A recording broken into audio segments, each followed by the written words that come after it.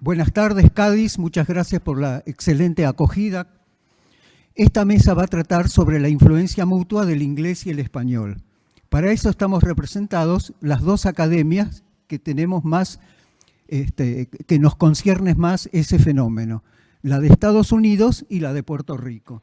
Yo soy el subdirector de la Academia Norteamericana de la Lengua Española y tenemos acá 3 colegas de la Academia Norteamericana y una de la Academia de Puerto Rico. En lo que respecta a nosotros, en Estados Unidos, tenemos unos 62 millones de hispanos. En ese sentido, somos el segundo país del mundo con mayor número de hispanos. El primero es México.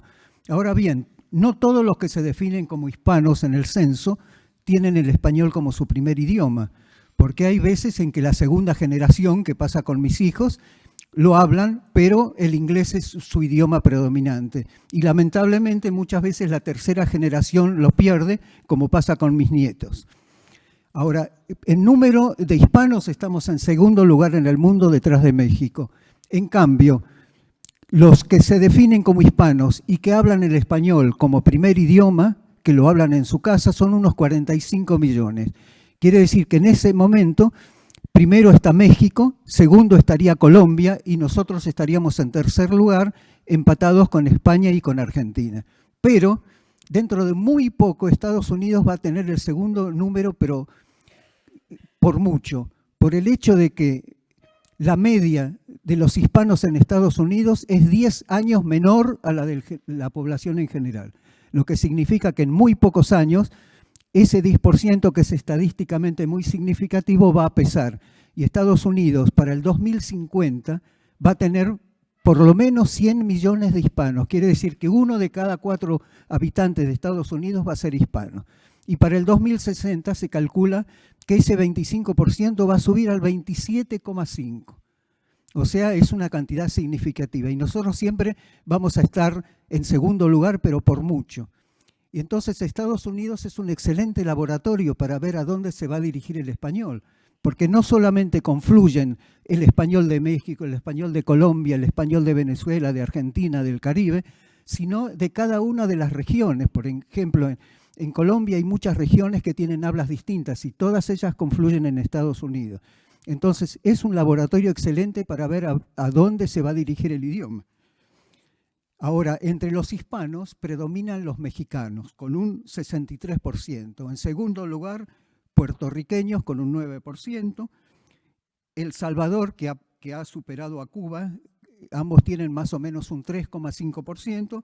República Dominicana, 2,8%. Pero por supuesto hay hasta el último rincón de América Latina, e incluso hasta de Guinea Ecuatorial, porque en Guinea Ecuatorial tenemos una academia que es la más joven de todas, que es un país que tiene el español como idioma oficial. Ahora, Estados Unidos, por supuesto, el idioma predominante es el inglés, pero Estados Unidos no tiene un idioma oficial. Ahora, no ha sido fácil eso, porque el español siempre ha entablado una lucha, a veces heroica, contra la mayoría que quiere hablar inglés y nada más que inglés. En 1907, Theodore Roosevelt dijo, en este país hay una bandera y un solo idioma, y ese idioma es el inglés. En 1983, un senador por California, Samuel Hayakawa, propuso el English Only, un movimiento que pretende que el inglés sea el idioma oficial y que no se hable más que el inglés. En 2018, el gobierno nefasto de Donald Trump dijo, aquí hablamos inglés, no español. Y durante el mandato de Trump, la página en español de la Casa Blanca misteriosamente estuvo cerrada, supuestamente por motivos técnicos, hasta que cambió el presidente y Biden la reabrió. Ahora, si bien Estados Unidos no tiene un idioma oficial, en Estados Unidos los habitantes dicen que el 80% habla solamente inglés. Y fíjense qué curioso, porque en el mundo se calcula que el 60% de la población es bilingüe. Ustedes fíjense en los países más grandes, más poblados, como China e India, que tienen una diversidad muy grande de minorías y de idiomas, hay muchísima gente que es bilingüe. Generalmente tiene un idioma nativo y una lengua franca con la que se entiende. Si bien Estados Unidos no tiene una lengua oficial, hay 4 estados bueno, 32 estados proclamaron en sus constituciones estatales el inglés como lengua oficial, pero hay 4 estados, entre ellos Nueva México, que decretó el inglés y el español como idiomas oficiales. Luisiana, el inglés y el francés. Hawái, el hawaiano y el inglés. Y Alaska, los idiomas nativos y el inglés. O sea, Estados Unidos no tiene un idioma oficial, pero por lo menos 32 estados tienen el inglés como único idioma oficial a nivel estatal y 4 lo tienen compartido. Ahora bien, ha habido iniciativas a partir de 1975 para ayudar a la gente que no habla inglés en Estados Unidos, sobre todo los hispanos, que son la enorme mayoría de los que no hablan inglés y que llegan a Estados Unidos como inmigrantes. Y entonces ha habido algunos programas que no les voy a detallar porque va a haber otros 2 paneles dedicados a eso. Uno es el English as a Second Language, que se da exclusivamente en inglés.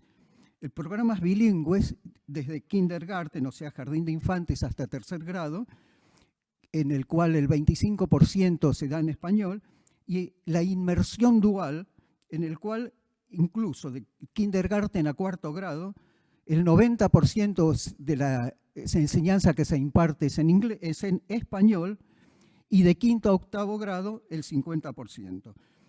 Ahora, quiere decir que en Estados Unidos el español goza de buena salud.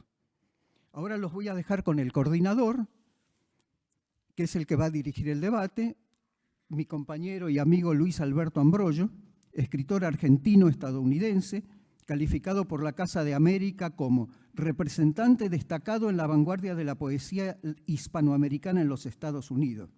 Autor de más de 25 libros, entre ellos Estados Unidos Hispano, Los habitantes del poeta, Laberintos de humo, La arqueología del viento. Galardonado con numerosos reconocimientos y premios, entre ellos International Latino Best Book Award, nominado al Premio Reina Sofía, traducido a 12 idiomas, su obra ha sido seleccionada para el Archivo de Literatura Hispanoamericana de la Biblioteca del Congreso de Estados Unidos. Los dejo entonces con Luis Alberto Ambrollo, que va a ser a la vez coordinador y ponente. Adelante. Muchísimas gracias y muchas gracias al Instituto Cervantes, a la RAE, en fin, a toda la presencia de Cádiz en este hermoso Congreso Internacional de la Lengua. Yo voy a hablar sobre la presencia del español en el inglés y también en la historia estadounidense. En la convivencia lingüística nos preocupamos mucho por la invasión del inglés en el español, en la práctica conversacional en los Estados Unidos y el avance dialéctico del Spanglish.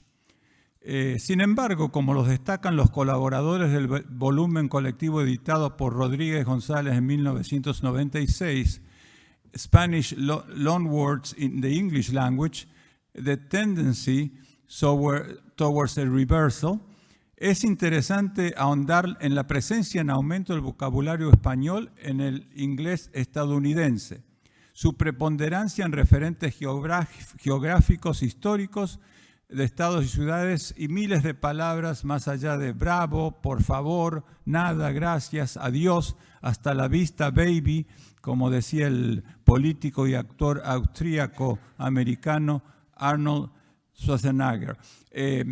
Yo esto lo voy a detallar luego. Perfectos coñados, por ejemplo, son miles de palabras que son idénticas en español e en inglés, en su ortografía, significado, connotaciones, a pesar de la diferencia de su pronunciación, como por ejemplo general, general, que en inglés también tiene las 2 connotaciones que en español, o similar, similar, doctor, hotel, etcétera, etcétera. Son miles de palabras. Y los casi perfectos coñados, como por ejemplo action, acción, y presencias de palabras de todos los referentes que abarca el idioma y que en esta ponencia trataré de documentar detalladamente. No es de extrañar la presencia del español en el inglés y la historia estadounidense basado en la convivencia histórica de estas culturas en los Estados Unidos. Desde ya Estados Unidos es el segundo país hispanoparlante del mundo, con una proyección para el año 2050 de 138 millones de personas hispanoparlantes en Estados Unidos, con mayor o menor, obviamente, control de la lengua. Pero lo que es interesante también es que el español es el segundo idioma que más se estudia en los Estados Unidos, luego del inglés.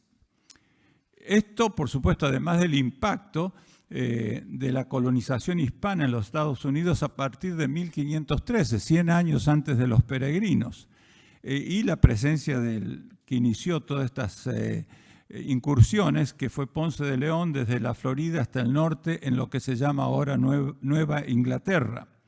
Y luego, por supuesto, la incorporación de Estados Unidos de territorios que pertenecieron a México o España a partir de la guerra en 1848 y a lo largo del siglo XIX, como los estados de Texas, de Nuevo México, de Arizona, California, Nevada, Utah, Colorado, que entonces hoy configuran lo que se llama el suroeste de los Estados Unidos. Y esto provocó a que se integrasen palabras en español al lenguaje estadounidense. Esta incorporación luego también se aumentó con la anexación de Puerto Rico en 1898 y las grandes inmigraciones de cubanos, salvadoreños y otros países en el siglo XX. Como lo detalla Muñoz Basol de Alazar, esta influencia lexicográfica, sociolingüística entre el español y el inglés, para empezar, proviene de la raíz latina que el español comparte con otras lenguas romances. Entre los datos que destaca el investigador David Fernández Víctores, profesor de la Universidad de Alcalá, en la primera sección del libro El español en el mundo 2022, anuario del Instituto Cervantes, él como datos destaca, primero, el uso de usuarios potenciales del español en el mundo, que según él, aquí escuchaba 500 millones, él decía que son 580 millones.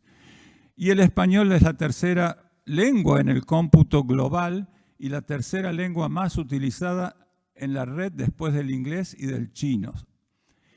Un total de 21.800.000 alumnos estudian el español como lengua extranjera y el 8.9% de la comunicación en Internet se produce en español, siendo la segunda lengua más utilizada en Wikipedia, Facebook, Twitter y otras redes sociales.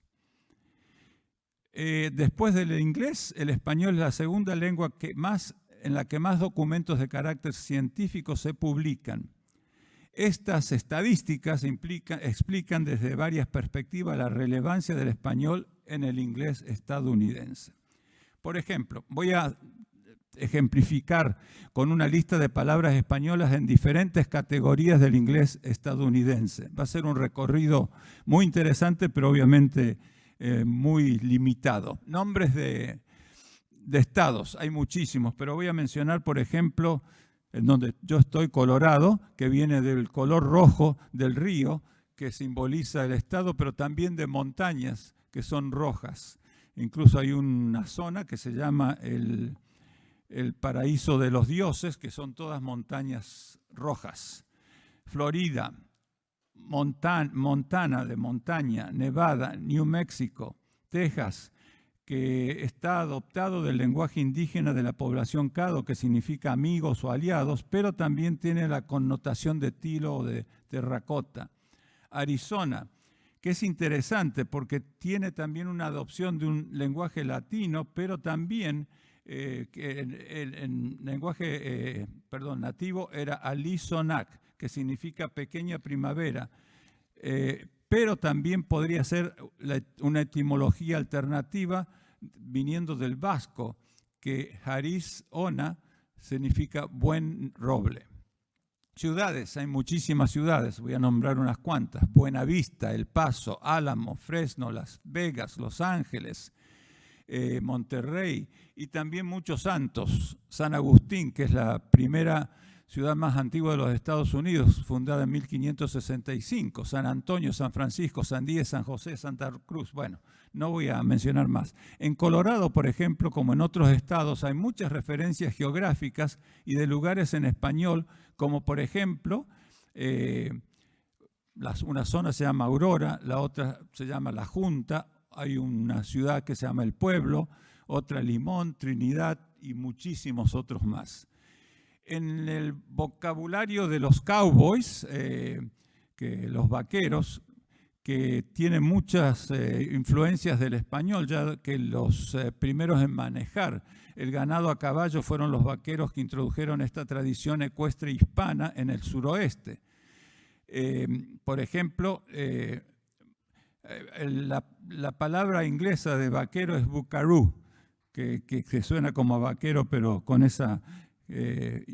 luego, por ejemplo, se usa en inglés, se usa jinete, corral, desperado, lazo, pero que se escribe diferente que en español, no es lazo, pero es L-A-S-S-O, olé, torero, rodeo, etc.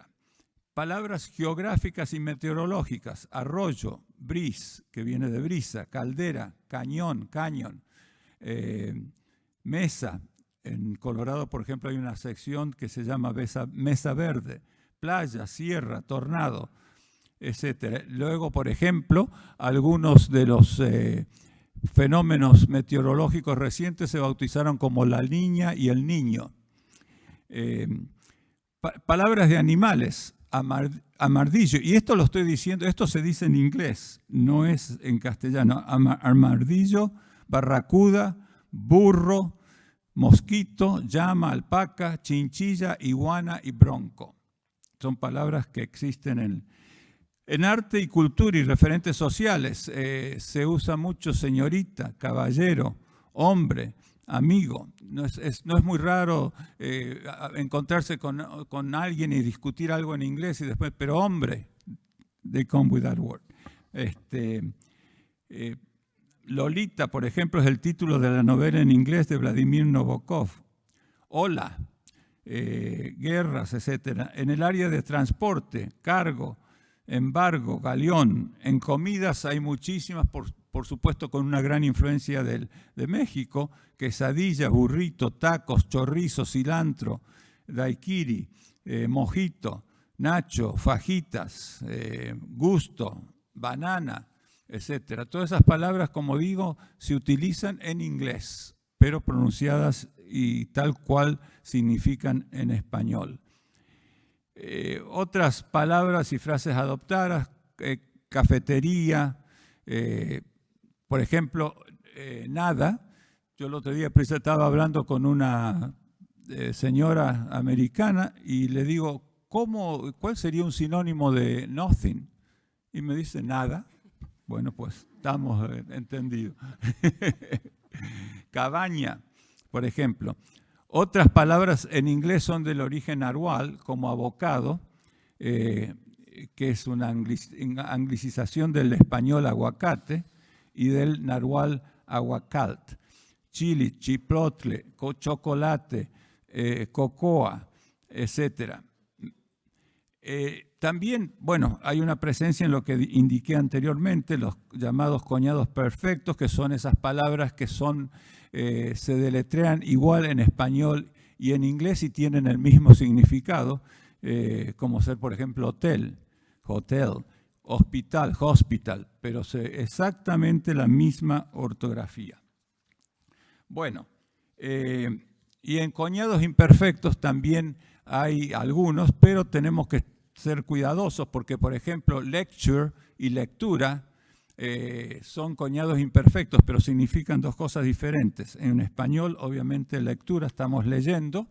En inglés significa una conferencia. Y lo mismo, por ejemplo, embarrass. En inglés significa avergonzado o algo así, y en castellano, obviamente, estamos el embarazo. Bueno, conclusiones. La generosidad de los lenguajes y sobre todo en una convivencia tan compartida como la del español y el inglés en Estados Unidos hace que se presten y adopten lexicográficamente palabras y expresiones, no solamente del inglés en el español, sino también viceversa, y esto lo estoy destacando porque generalmente la preocupación es la otra, y todas estas palabras que yo he mencionado están en el diccionario, por ejemplo, de Merriam-Webster y en el Oxford English Dictionary. Pero también la historia de Estados Unidos es interesante porque, por ejemplo, voy a citar un hecho. Thomas Jefferson estudió el español y lo aprendió leyendo El Quijote de la Mancha y le exigía a sus hijas a aprender el español leyendo diariamente 10 páginas del Quijote de la Mancha. Y una de ellas, la más chica, Marta, le manda un mensaje a él diciéndole: papá, acabé de leer El Quijote de la Mancha, ahora estoy leyendo ay Dios mío, una de las novelas clásicas nuestras en español, en este momento se me fue el nombre. Bueno, y la otra cosa que yo creo que es importante distinguir, por ejemplo, Washington, la capital nuestra, se llama Washington, D.C., Distrito de Columbia. ¿Por qué?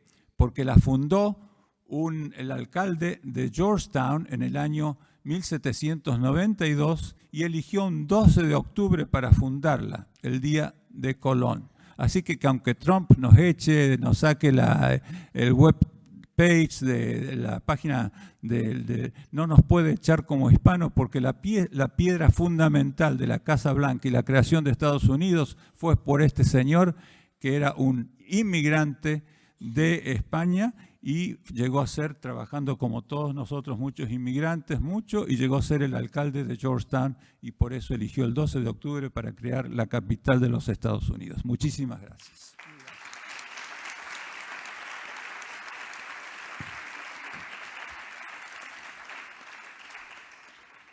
Bueno, y ahora me toca presentar a mis queridas colegas. La primera que va a leer, Carmen Benito Bessels, es catedrática de la Universidad de Maryland, investiga la historiografía, literatura, historia de la lengua, historia de la mujer en la Edad Media y temprana modernidad. Tiene numerosos libros de los cuales se destacan algunos. Juan Manuel, Escritura y Recreación de la Historia, 1994, La palabra en el tiempo de las letras, una historia heterodoxa, Lenguaje y valor en la literatura medieval española, España y la costa atlántica de los Estados Unidos, 4 personajes y una serie de ediciones. Y sus investigaciones más recientes versan sobre la literatura y la historia de la lengua española en el siglo XVI en Norteamérica. Muchas gracias. Muchas gracias. Como ven, voy a hablar de los orígenes del español en los Estados Unidos, que tiene un punto de partida bastante interesante. Estamos en la época cervantina o precervantina. La andadura del español en los Estados Unidos y su contacto con las lenguas amerindias comienzan en la Florida del siglo XVI. Mi hipótesis es que la estrecha y dilatada convivencia de sus hablantes generó una diglosia funcional trazable a través del léxico. Los mapas y la literatura de la época, así como los fondos documentales del Camino Real floridano, atesoran abundante documentación lingüística respecto de la cual yo solo daré una pincelada. Las dimensiones de la Florida eran, como sabemos, muy imprecisas. Y hasta hace relativamente poco también lo han sido el Camino Real y sus misiones. Esto podremos comprobarlo cotejando los datos de las dos siguientes diapositivas en las que se ilustra, el gobierno de la Florida ilustra cuáles son las misiones conocidas y en contraste veremos más adelante el nombre de las 128 edificaciones franciscanas que allí existieron. Entre los siglos XVI y XVII, los misioneros franciscanos recopilaron algunas de las lenguas indígenas de la Florida que modernamente han sido clasificadas por Lyle Campbell y Franz Boas. Hoy solo me referiré al léxico común de españoles e indígenas en el territorio timucua. ¿Qué pasó? En el territorio timucua, a ver, un poquito más adelante. Muchas gracias. Allí se habló el español de la época cervantina. Sus huellas quedaron en multitud de topónimos, hidrónimos, antropónimos y algunas expresiones lingüísticas que podrían incorporarse tanto en los atlas lingüísticos de la Norteamérica colonial como en los estudios panhispánicos y las historias del español peninsular. Comencemos con la geografía. La mayoría de los topónimos españoles de la Norteamérica atlántica han desaparecido. En ellos se aludía a algo que ocurrió el día en el que los lugares fueron avistados por primera vez, como Río Príncipe, que se llamó así en honor del nacimiento del príncipe Carlos, hijo de Felipe II, o se referían a hechos notables que ocurrieron en los mismos, como el topónimo Matanzas, que recuerda la masacre de los hugonotes orquestada por Pedro Menéndez de Avilés en aquella ensenada. Desde 1513, el santoral cristiano se refleja en los mapas del sureste de los Estados Unidos, donde colonias, ríos, bahías y otros accidentes geográficos recibieron el nombre español y cristiano que correspondía a la fecha en que dichos lugares fueron registrados, como San Miguel de Gualdape, San Agustín o Santa Elena, por ejemplo. El testimonio lo encontramos en los planiferios de Diego Rivero, de 1529, anteriormente mostrados, y en el de Diego Gutiérrez, de 1562, que tienen ahora en la pantalla. Hasta el día de hoy no he podido fechar cuándo se produjo oficialmente el cambio de los topónimos o hidrónimos del español al inglés en la Florida, ni tampoco he podido identificar todas las correspondencias de los mismos. Esta tarea es particularmente difícil porque los textos de la época, como El arte de navegar, de Pedro de Molina, de 1545, solo proporciona la latitud. Y apenas tenemos certeza sobre algunos de estos cambios, como vemos, por ejemplo, en la siguiente diapositiva, el listado que nos proporciona Paul Hoffman en un estudio relativamente reciente. Un dato interesante es que desde el actual norte de México hasta la Patagonia, la nomenclatura española de los mapas de Rivero y Gutiérrez permanece casi inalterada. Sin embargo, y sin entrar en anacronismos presentistas sobre la colonización española, no ocurre lo mismo al norte de Nueva España, donde los cambios del español al inglés alteraron sustancialmente la narrativa sobre la historia de la temprana modernidad de los Estados Unidos. Obviamente, la nomenclatura española de los planisferios de Rivero y Gutiérrez se superpuso a la amerindia. Sobre esta última no tenemos mapas, pero muchos de los topónimos indígenas se conservaron en la cartografía literaria y hemos podido reconstruir su historia gracias, entre otros, a los textos de Fray Jerónimo de Escobedo o Pedro Mártir y también a, por supuesto, investigadores actuales como Julian Granberry y John Worth.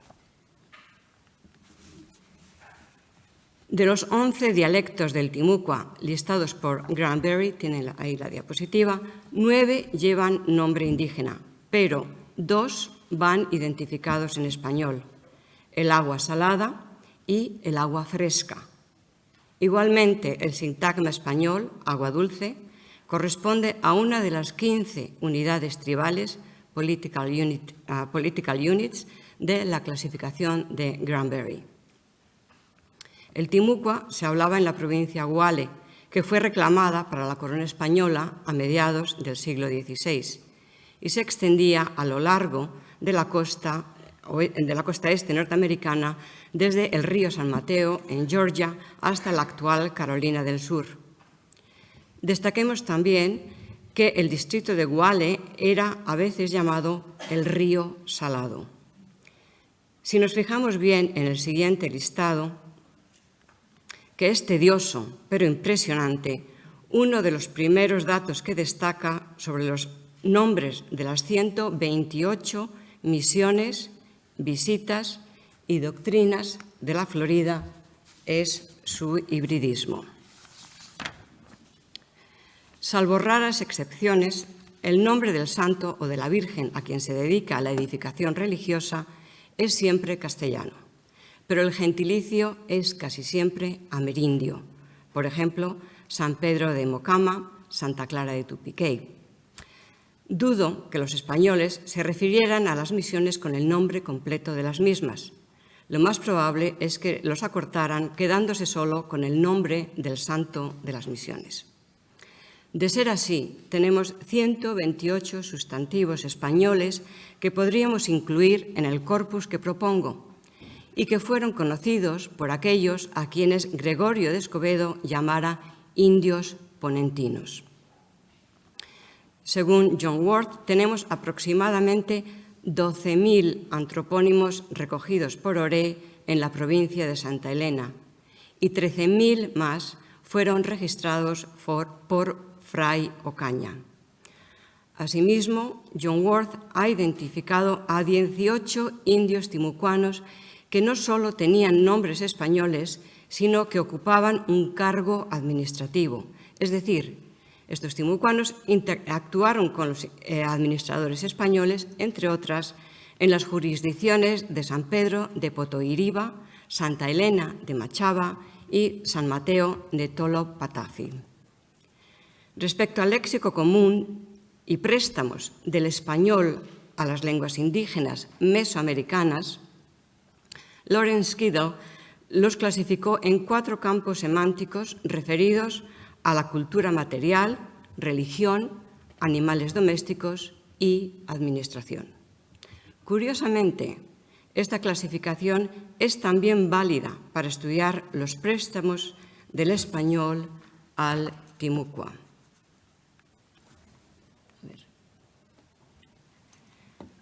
El léxico de la diapositiva que tienen en pantalla aumenta considerablemente si incluimos las palabras españolas que aparecen en los capítulos y segmentos timucuas del confesionario de Francisco Pareja.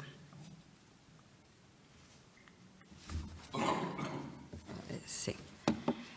El muestreo que pueden ver en la diapositiva pertenece casi exclusivamente a la categoría religiosa, pues procede de un texto catequista.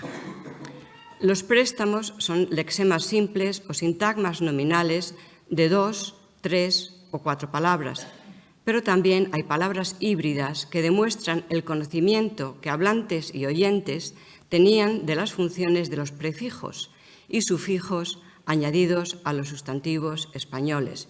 Por ejemplo, nacolmugaleno, están subrayados, espero, en la pantalla, lucifermano, confesaleno, clerigoleta, Espíritu Santo ma, San Miguel Arcangelique y San Juan Baptistaleque. Asimismo, en el texto de Pareja hay 20 antropónimos castellanos que no vamos a leer ahora, pero que podemos añadir al corpus de Granbury y se encuentran dispersos en el confesionario del antedicho franciscano. Esta obra trilingüe es una verdadera mina para un estudio lingüístico y cultural y, como podrán ver por estas imágenes, es también un auténtico reto. Destaquemos, por ejemplo, que la consonante D no existe en timucua y, según el diccionario referido, las 2 únicas palabras que comienzan con esta grafía en dicha lengua son Dios y discípulo. Y lo mismo ocurre para la consonante G, que está registrada en timucua solo en el sustantivo gato, el cual, junto con el nombre caballo, son los únicos zoónimos que pasaron del español al timucua. En las historias de la lengua, el capítulo sobre el español y las lenguas amerindias topa siempre con un techo de cristal ubicado al norte de Nueva España, pues con raras excepciones ahí se detienen los estudios sobre las isoglosas que demarcan el paso de los indigenismos del castellano del siglo XVI. Y son pocos los especialistas que se han adentrado en el estudio del paso de castellanismos a las lenguas indígenas, su tornaviaje. Finalmente, en el vocabulario de la segunda relación de Jacques Cartier encontramos vocablos en castellano, euskera y portugués, que, como afirma Francisco Maura, el explorador francés identifica como palabras indígenas. Más que su valor o contravalor histórico, estas pocas palabras me interesan por una curiosa coincidencia lingüística con dos joyas de la lengua castellana, las glosas silenses y emilianenses de los siglos X y XI, en las cuales, como sabemos, se recogen las primeras palabras escritas en castellano y a su lado encontramos palabras en euskera medieval. Por tal razón me refiero a ellas como al texto de Cartier como las glosas canadienses de Cartier. Estas escuetas pinceladas nos demuestran que la toponimia documentada en los planisferios de Rivero y Gutiérrez, los textos de Granberry y Worth, la antroponimia y las actas bautismales y notariales, el santoral que sirvió para nombrar las tierras, los nombres mixtos de las misiones, el léxico común y religioso del confesionario de pareja y las referencias floridianas de Escobedo son fundamentales para trazar los orígenes y diglosia del léxico panhispánico en la Norteamérica del siglo XVI. Muchas gracias.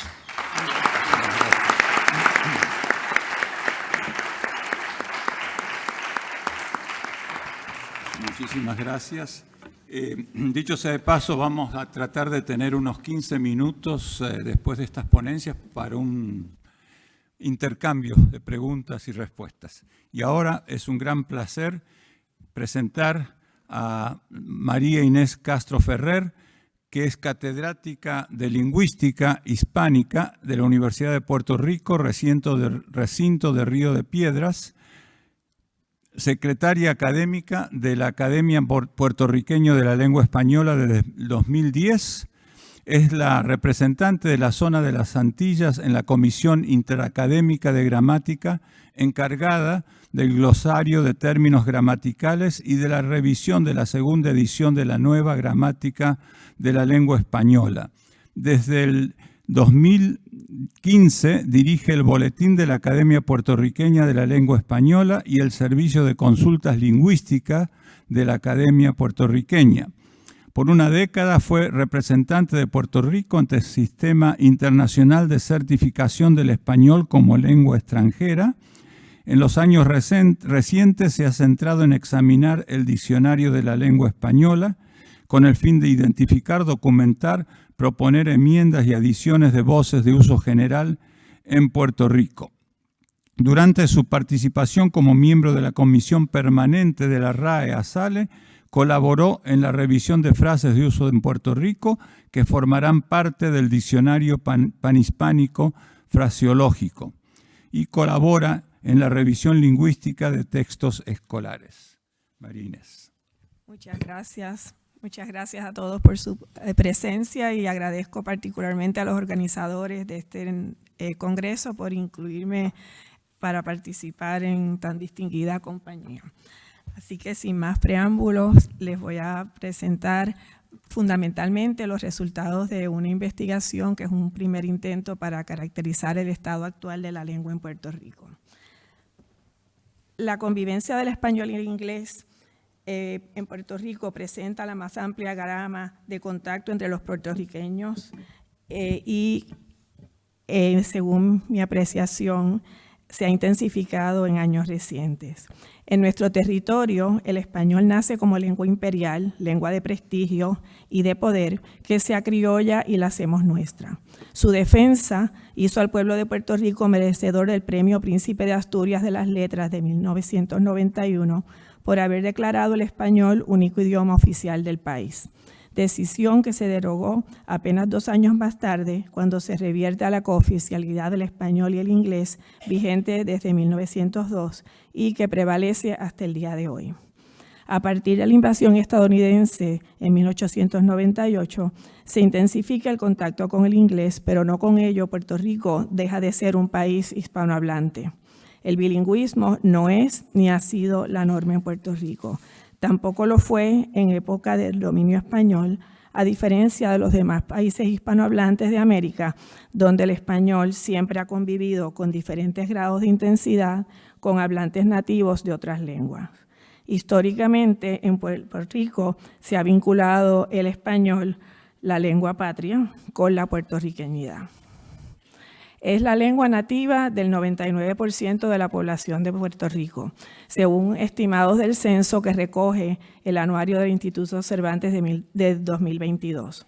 Se estima que 95.5% de los niños o de los mayores de 5 años habla español en la casa, mientras que el 4.3% habla solo inglés en la casa. El grado de dominio del inglés, ya bien sea como lengua segunda o lengua extranjera, es muy variable, a pesar de que la enseñanza de ambas lenguas es compulsoria durante los 12 años de escolaridad preuniversitaria. El español, además de ser la lengua que emplea la inmensa mayoría de los puertorriqueños en la vida diaria, es la lengua principal en el periodismo. En cuanto a publicaciones en revistas científicas, se acepta una mayor convivencia de ambas lenguas. Puerto Rico ocupa el tercer lugar junto a España, después de Colombia y México, entre los países hispanohablantes que aceptan artículos en inglés. Desde la Academia Puertorriqueña de la Lengua Española se ha reiterado la necesidad de actualizar los estudios sobre el español en Puerto Rico, particularmente en lo que respecta a los usos y actitudes en la convivencia del inglés y el español. Conscientes de esta necesidad y motivada por la invitación a participar como ponente en este 9º CILE, decidí formalizar la discusión en colaboración con las doctoras Brenda Corchado, la polaca Anna Kaganiec y la académica Rebeca Arana Cacho. Inicia la primera fase de la investigación con la elaboración de un cuestionario de 29 preguntas cerradas y una abierta. La encuesta estuvo abierta durante una semana en la página web de la Academia Puertorriqueña de la Lengua Española. En esta etapa nos ceñimos a recoger el sentir de los puertorriqueños residentes en Puerto Rico. En etapas posteriores se auscultará la diáspora y se harán encuestas que permitirán un análisis más profundo sobre aspectos que se desprenden de esta primera fase. De las 1.002 personas que respondieron la encuesta, se eliminaron 10 informantes que reportaron ser puertorriqueños residentes de Estados Unidos. El análisis se realizó entonces sobre las respuestas de los 992 informantes residentes en Puerto Rico, en la que estuvieron representados 68 de los 78 municipios de la isla. Hubo 219 respuestas en la opción abierta destinada a comentarios que arrojaron mucha luz sobre los datos. A ver. Ok. Se estructuró la investigación en 7 grupos etarios a partir de los 18 años, como pueden ver ahí. Casi 3/4 partes de los que respondieron eran mujeres. Cabe señalar que el Censo de Estados Unidos reporta que el 52.7% de la población de Puerto Rico son mujeres. Todos los que completaron la encuesta tenían al menos grado de escuela superior, mientras que 77.4% completaron alguna carrera universitaria, ya bien sea bachillerato, como se denomina en Puerto Rico, a lo que en España y en otros países es la licenciatura, o estudios graduados, es decir, maestría o doctorado. Tenemos que reconocer que nuestra muestra tiene un sesgo hacia informantes de más nivel de educación, aun cuando los datos del censo reportan un alto grado de escolaridad para Puerto Rico, ya que 78.4% de los mayores de 25 años tienen al menos escuela superior y 28.5% ha completado algún grado universitario. A ver. Creo que pasaron 2.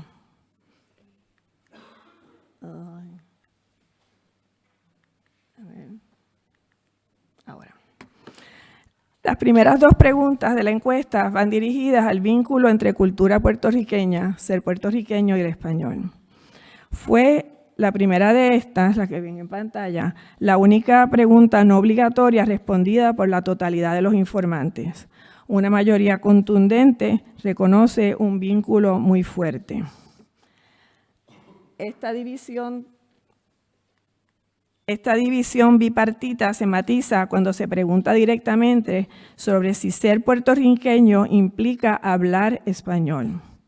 Apunta a lo anticipado por Alicia Pousada en cuanto a que las fronteras entre identidad puertorriqueña y hablar español se están borrando.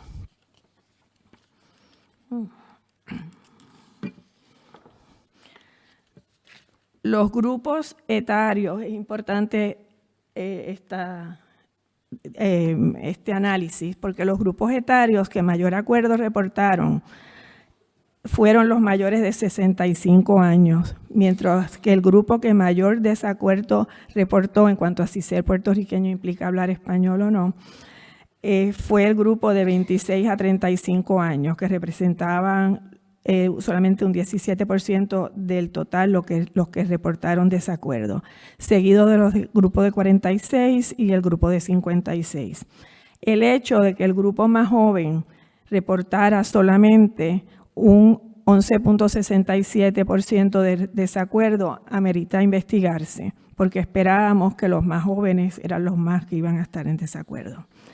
En cuanto a la vinculación entre estatus político y hablar español, la encuesta arrojó, como ven en pantalla, que el 78.6% piensa que en Puerto Rico se seguirá hablando español aunque nuestro estatus político cambie, lo que apunta a que se desvincula el estatus político, lo de la lengua, a favor de que el español prevalecerá independientemente de la situación o del discurso político.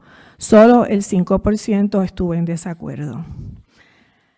La gran mayoría de los informantes reconocen el valor de saber español como instrumento de comunicación internacional y consideran que es tan importante internacionalmente como saber inglés.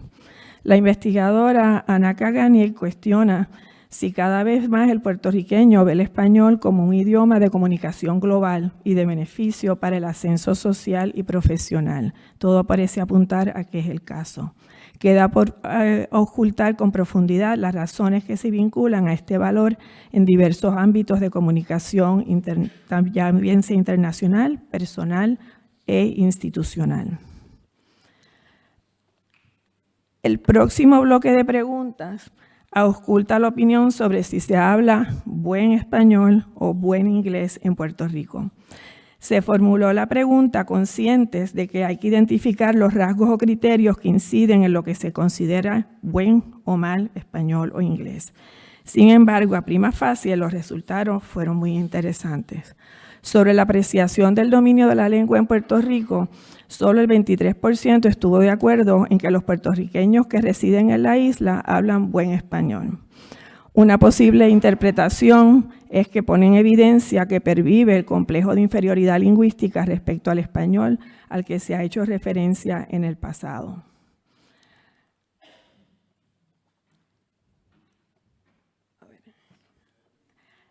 A la respuesta a la misma pregunta, pero en esta ocasión con relación a si se habla buen inglés, apenas 2% están de acuerdo. Habrá que determinar cuál es la métrica de lo que se considera buen inglés en las 4 destrezas lingüísticas: lectura y escritura, comprensión y expresión.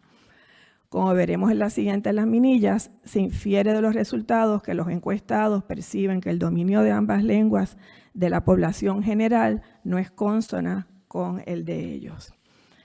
En cuanto a la autoevaluación sobre su propia competencia, la mayoría reporta tener un buen o muy buen dominio del inglés en todas las destrezas, según es de esperarse a juzgar por el nivel educativo alcanzado por la mayoría de los informantes.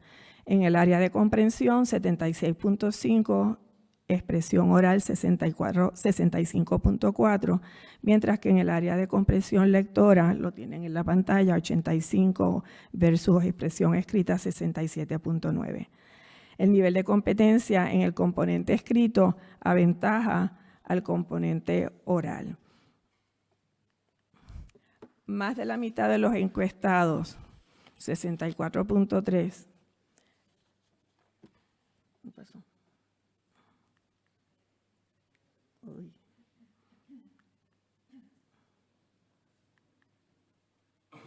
Okay. Más de la mitad de los encuestados se consideran bilingües español-inglés, y de los que no se consideran bilingües, solamente al 9% no le gustaría serlo. Aunque la mayoría se siente cómodo cuando son considerados bilingües español-inglés, el 22% reportó no sentirse cómodo. Entre las razones aducidas está que la persona no se considera a sí misma bilingüe aun cuando los demás lo consideren. Muchos de los comentarios hacen referencia a la deseabilidad de que Puerto Rico sea un pueblo bilingüe. Destaco el siguiente comentario porque recoge la esencia de lo que se considera deseable según se desprende de los comentarios que hicieron. Y cito: lo crucial es, sin fanatismos, fomentar el bilingüismo educado. En cuanto al español, la mayoría procuran hablar español con corrección y se confirma nuestra impresión en cuanto al aumento reciente en el uso del inglés. Queda por investigar los cambios los ámbitos en que se utiliza más el inglés y las razones para ello. Otra pregunta que se formuló tenía que ver con el inglés en los niños. En cuanto a esta pregunta, es significativo que solo 32% respondió que los niños en su entorno familiar menores de 12 años nunca hablan inglés entre ellos. Esto apunta a un incremento que hemos observado en el uso del inglés entre niños y entendemos que ha sido más marcado especialmente a partir de la pandemia. Lo observamos también en el entorno universitario, donde hace décadas era impensable escuchar a los alumnos hablar en inglés entre ellos en los pasillos, y aún en el último lustro ha sido notable la diferencia. Y destaco uno de los comentarios que refuerza nuestra observación y nos anima a continuar investigando. Relacionado con el uso del inglés entre jóvenes, como maestra de estudiantes de un centro escolar de secundaria no bilingüe, pero donde la mayoría de los estudiantes se gradúan hablando muy buen inglés, he observado que estos se expresan oralmente muy bien en inglés, con una pronunciación y una sintaxis excelente. No tanto así en la expresión escrita en inglés, así que haya habido, parece que un cambio. También estoy observando que cuando regresamos a clases presenciales después de la pandemia, la conversación en inglés entre los estudiantes de los grados 5º a 12º era dominante. En estos días son los estudiantes de intermedia quienes se comunican más frecuentemente en inglés. Los de nivel superior están expresándose más en español. La parte final de la encuesta oculta la lengua de preferencia en el uso de los subtítulos al ver películas o programas. Este arrojó datos muy interesantes, pero quedará para otra ocasión. En términos generales, los informantes favorecen el bilingüismo y entienden que no es la norma en Puerto Rico. Queda de manifiesto la necesidad de desarrollar las destrezas lingüísticas en ambas lenguas. Y para terminar, me apropio y hago eco de uno de los comentarios de la encuesta, de dos de los comentarios de la encuesta de dos informantes. Uno de ellos nos dice: entiendo que el cuidado y enriquecimiento del uso del español será uno de los factores determinantes de nuestro futuro como pueblo. El problema no es que aprendamos inglés, el problema está en que perdamos el vínculo espiritual que transita por nuestra lengua de uso común, el español. Siento que nos transformaríamos en otra cosa, dejaríamos de ser lo que somos. Sería trágico e irreversible. Y el último comentario: que viva nuestro dialecto. Muchas gracias. Muchas gracias.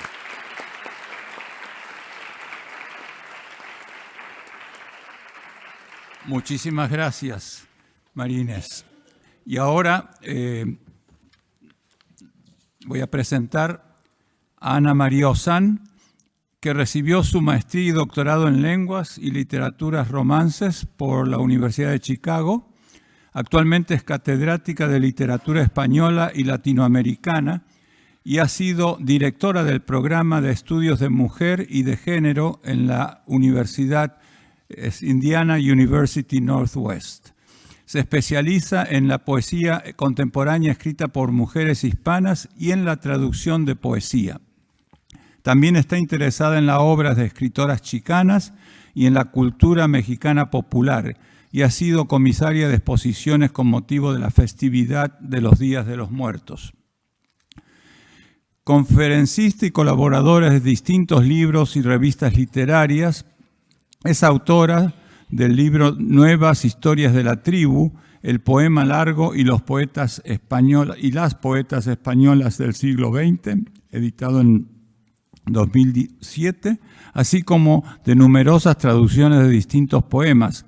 Y también ha traducido libros como Ítaca de Francisca Aguirre, que ganó el premio de Lannan Translation Series de la editorial Boa Ediciones en el 2004, Narcisia del 2010, El color de los ríos del 2018 de Juana Castro, y Diván de ópalo de fuego o La leyenda de Laila y Majnun de Clara Ganés del 2015, y unos libros en francés.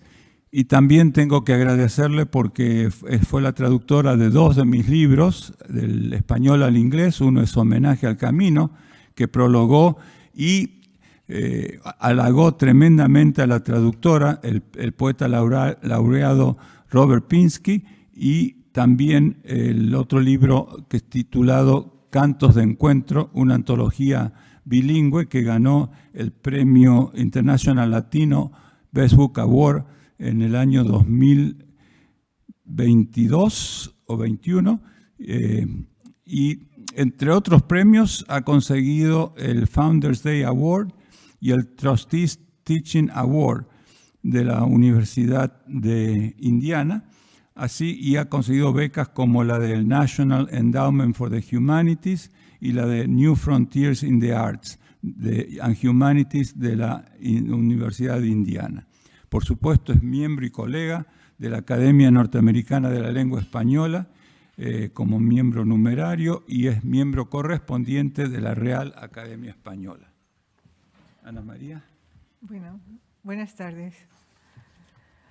Nacida en Chicago, Ana Castillo es una de las figuras más importantes de la literatura chicana, aunque se la conoce mayormente por su trabajo como novelista y ensayista, con un total de unos 8 libros. También ha escrito poesía, con un número igual de poemarios. En My Father Was a Toltec, Mi padre es un tolteca, de 1995, figuran poemas de algunos de los libros que aparecieron con anterioridad, y está dividido en 8 secciones que incluyen el libro de poemas Women Are Not Roses, Las mujeres no son rosas, de 1984, así como los libretos Otro canto, de 1977, The Invitation, La invitación, de 1979, más otros poemas nuevos que ha incluido en My Father Was a Toltec. Con un total de 76 poemas, en este libro se darán 2 vertientes principales, en las que aparecen en un número desigual algunos poemas que están escritos en inglés, unos 52, y otros en español, unos 24. También podemos añadir que hay versos escritos en portugués, en francés, con este Je suis triste, así como otro en inglés en el que aparece un total de 3 versos en español.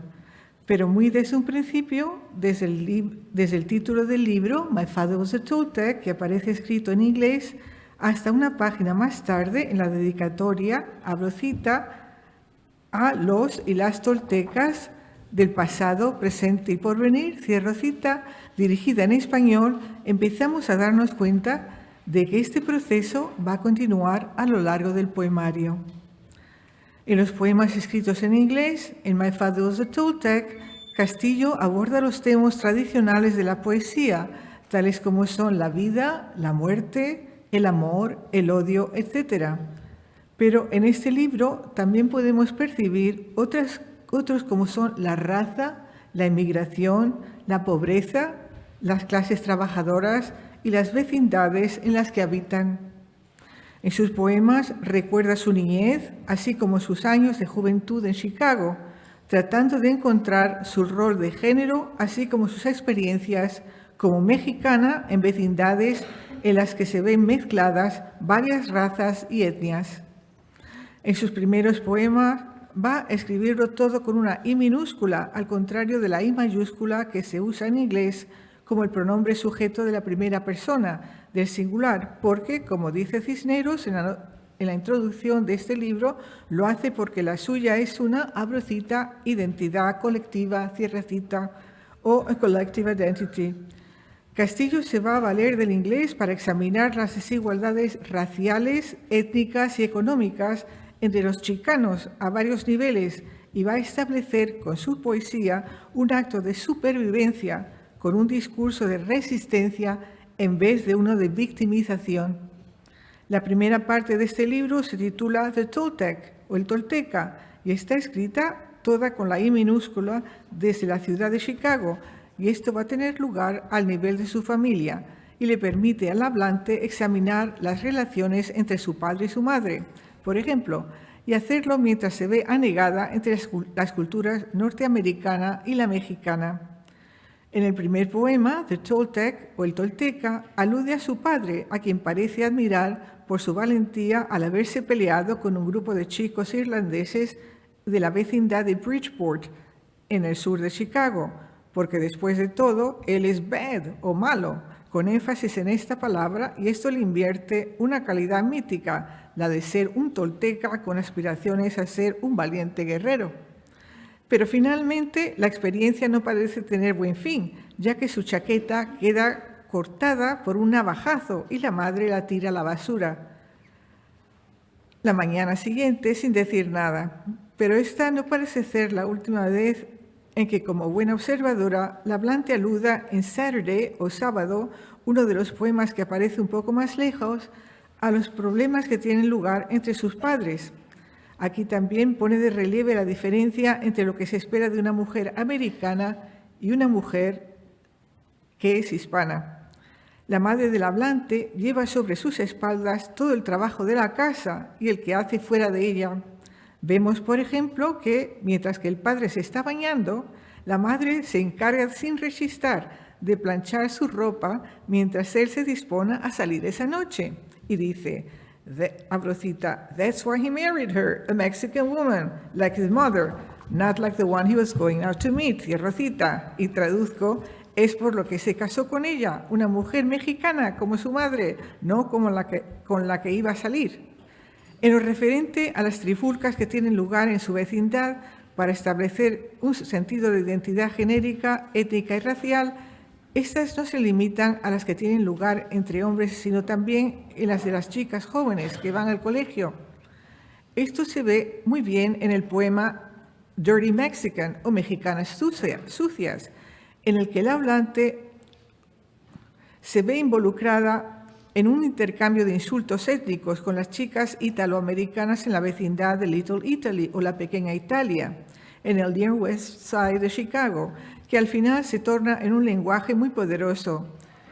El poema describe muy de cerca la actitud muy similar a la de su padre por parte del hablante, de lo que ocurre en estos encuentros, y cuando aquellas chicas les insultan llamándoles Dirty Mexican, Dirty Mexican, o mexicana sucia, sucia, con un fuerte énfasis en el adjetivo dirty o sucia, a estas no les queda más remedio que contestarles "I'll kick your ass, Dago bitch", o "te voy a dar una patada en el trasero, puta italiana", con un título más poderoso aún que el de ellas, ya que las llaman Dago, una palabra peyorativa que menosprecia a los de nacionalidad italiana.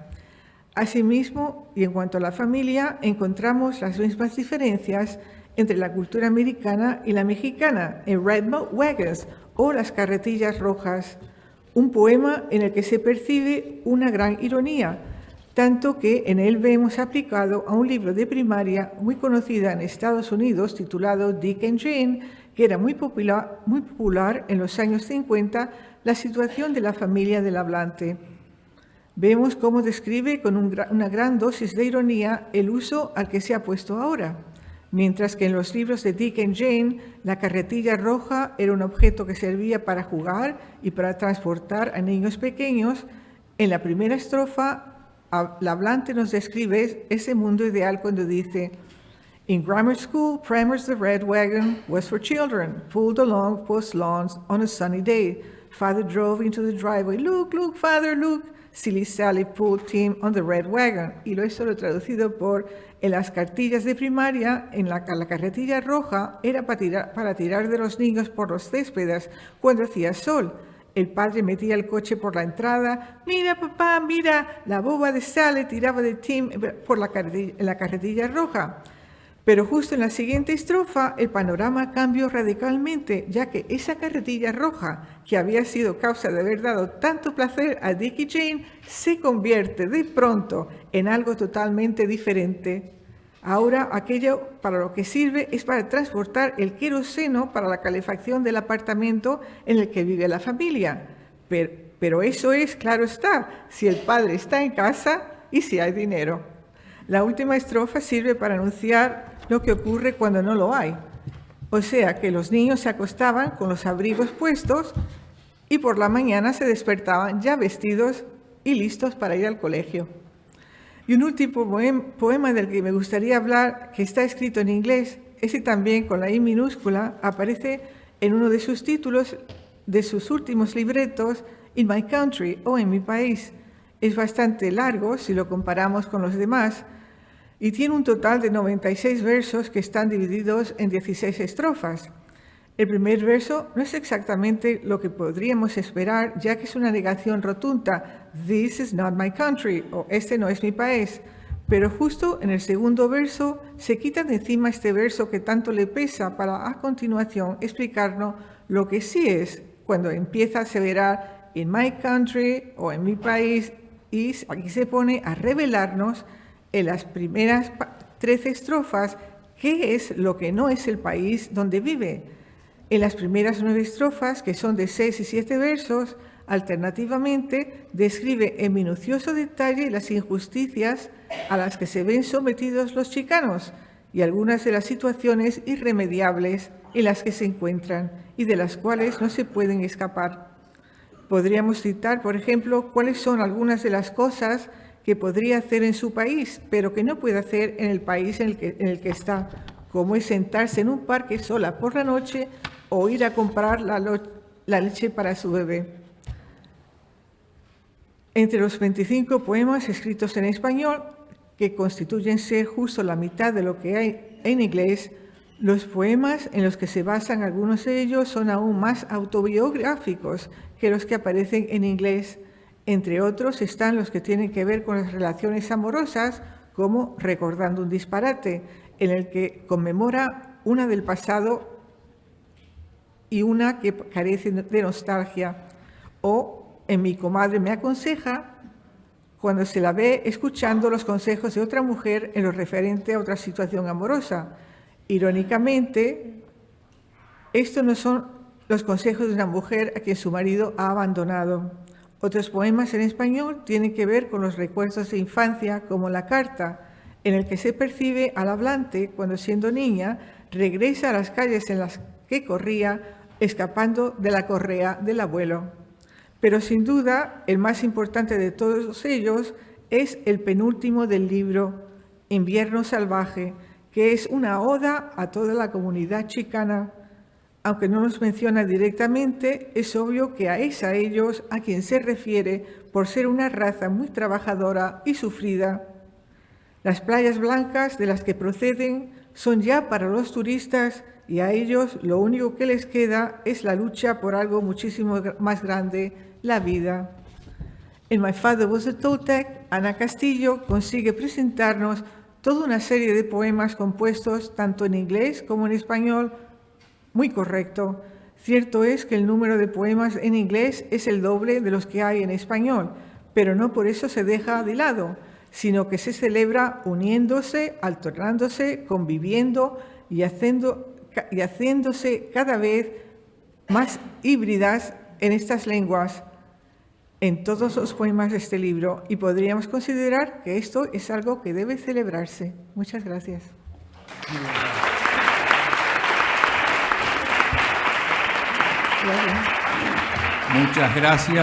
Muchas gracias Ana María.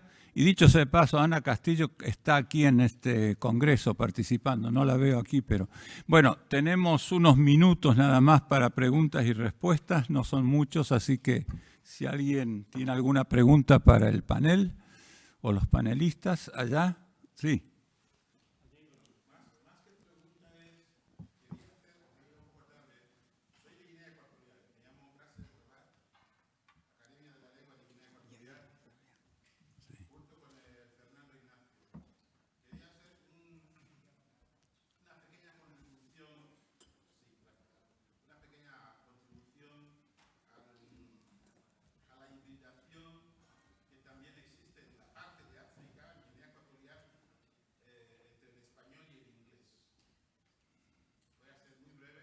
Para no robarles mucho tiempo, Guinea Ecuatorial es un país donde se habla el español.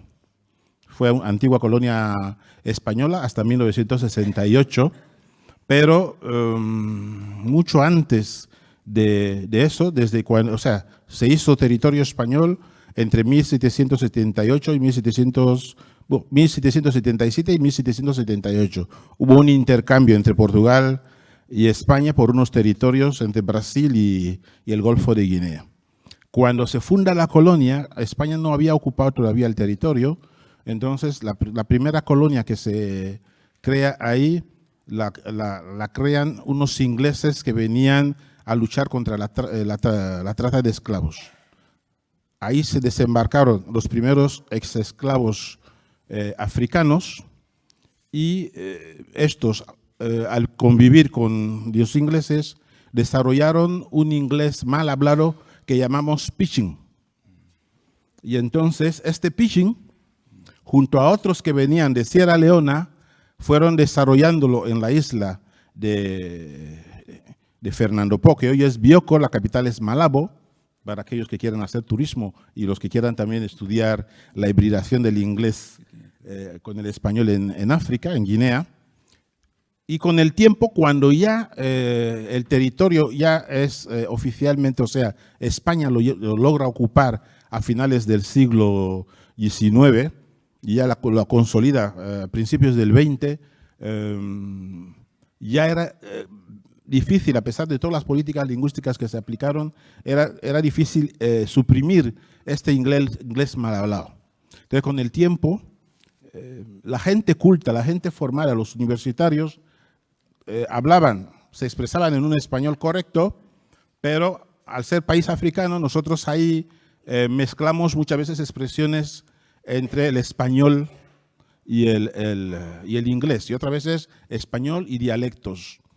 Pero el pidgin se ha extendido tanto que, por ejemplo, estamos rodeados de países como Nigeria, como Camerún. El pidgin de Guinea tiene una hibridación del español con el inglés, donde, por ejemplo, si nosotros en Guinea, donde se habla el español, hablamos a nivel, eso es a nivel de los hogares y de los barrios. Por ejemplo, cuando quiero decir, tráeme una manzana de la nevera, digo, bring me that manzana inside the nevera. Eso ya es una hibridación. Eso ya a nivel del pidgin hablado en Guinea Ecuatorial, porque es mezcla de inglés mal hablado con el español. Cuando vas a Camerún, encuentras el mismo pidgin, pero con hibridación francesa. Give me that pom with the inside the frigo. Y cuando vas a Nigeria, encuentras otra hibridación del pidgin con el inglés. Give me that, ¿cómo se dice en inglés? Apple with the inside the cola. O sea, lo digo para los estudiosos, ¿no? Sería interesante aquellos que investigan esa hibridación en algún momento interesarse por esta característica del inglés, la hibridación inglés-español en Guinea Ecuatorial y en los países limítrofes, porque hay gente que ya lo está estudiando, hay investigadores que han venido de Alemania, de otras partes, muy pocos de España, pero yo lo digo aquí como una aportación para que sepan que esa hibridación existe en una excolonia española que está en el Golfo de Guinea y que actualmente pues se está estudiando porque precisamente esta hibridación nos está creando un problema de no saber cuál es la estructura gramatical a crear, porque son dos segmentos que encuentras en una misma frase. O sea, bueno, voy a limitarme muchísimas hasta ahí. gracias. Creo que alguien más quería, ¿sí? Rapiditos, preguntas y sobre el tema. Sí, sí, ¿Hasta qué punto se tolera y se entiende que una persona cuya lengua materna no es ni el inglés, yo creo que se oye, ¿no? sí, ¿Se oye? sí. Ni el inglés ni el español, cuando lo está aprendiendo y no pronuncia correctamente alguna de las dos lenguas, se le tacha de punto, entre comillas, se le tacha de clase social baja. ¿Prevalece la comunicación o prevalece la corrección de la comunicación? Bueno, ¿quién quiere responder? Voy a responder yo entonces. No, realmente depende mucho de quién es el que lo escucha a uno. Hay gente que obviamente está totalmente dedicada al inglés y no tolera para nada una mala pronunciación. De hecho, yo tengo una anécdota que cuando llevaba a mis chiquitos que nacieron todos en Estados Unidos y le hablaba en español, vino un señor y me llamó imbécil. Y entonces mis hijos se agarraron a mi pierna y me dijeron, papá, no hagas un escándalo. Me lo dijeron en español. Y por supuesto yo lo enfrenté al señor, etc. Pero ese señor era un señor que no había salido de West Virginia.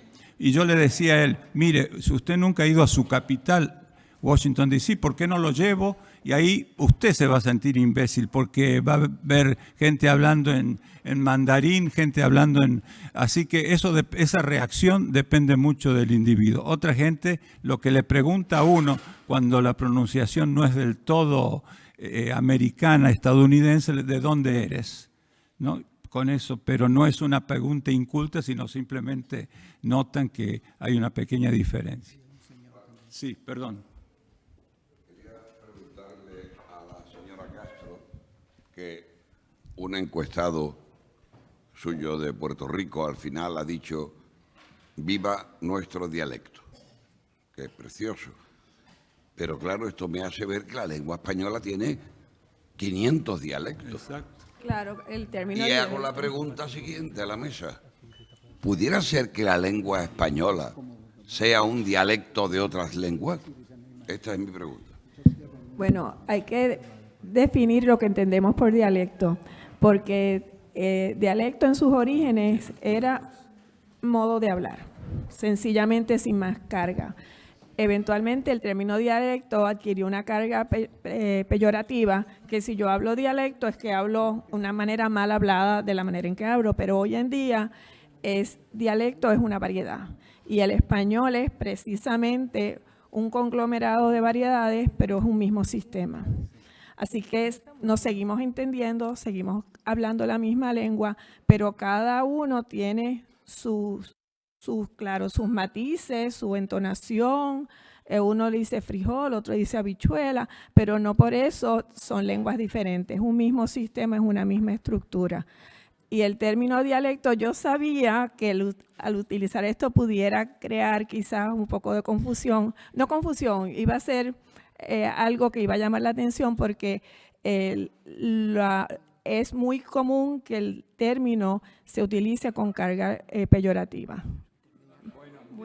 Muchísimas gracias a todos. Lamentablemente ya no tenemos tiempo.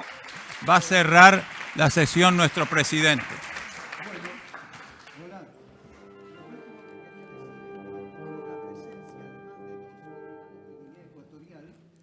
También la directora de la Academia de Ecuador, que es Susana Cordero, también el director del Instituto Cervantes de Nueva York, que es Richard Bueno Hudson.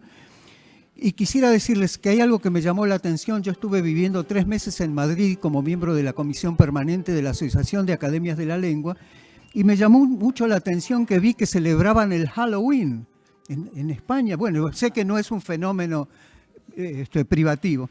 Y después, peor todavía, que celebraban el Black Friday para ir a comprar de todo. Y ayer Darío Villanueva, que fue director de la Real Academia Española, pasó por La Mancha y dice, en La Mancha, lleno de molinos, y había un burdel que ofrecía su mercadería en inglés, en La Mancha con molinos. Así que solamente quería decirles muchas gracias por la recepción, nos encanta la manera de hablar tan musical, y ahora me las piro. Nos vemos, pilla.